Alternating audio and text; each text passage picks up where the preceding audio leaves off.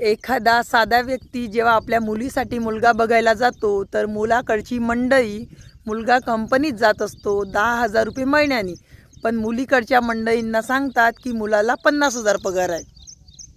जमीन एकरभर असते, पण मुलीच्या वडिलांना सांगितलं जाते की माझ्या मुलाला 5 एकर जमीन आहे. मुलाला दारूचं, तंबाखूचं, खर्ऱ्याचं व्यसन असते, पण मुलीकडच्या मंडळींना सांगितलं जातं की आमचा मुलगा हा निर्व्यसनी आहे. तरीसुद्धा मुलीचा वडील साधेपणाने, त्याला काहीही माहीत नसते आणि लग्न जोडतो आणि मुलीचं लग्न करून देतो. आणि लग्न झाल्यानंतर त्यांना सगळं समजतं की आपला जावई हा सगळे गुण भरले आहे आपल्या जावयामध्ये. पण मुलीचा संसार सुरू झाल्यामुळे ते चुपचाप राहतात आणि मुलीला नांदवायला लावतात, कारण संसार तुटू नये म्हणून.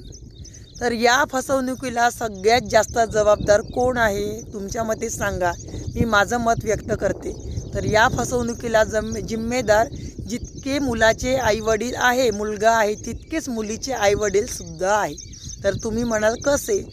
तर जेव्हा तुमची फसवणूक झाली तर तुम्ही एकतरी वेळा पाऊल उचललं नाही. लग्न झाल्याबरोबर जर तुम्ही पाऊल उचललं असतं तर अनेक असे खोटारडे जन्माला आले नसते.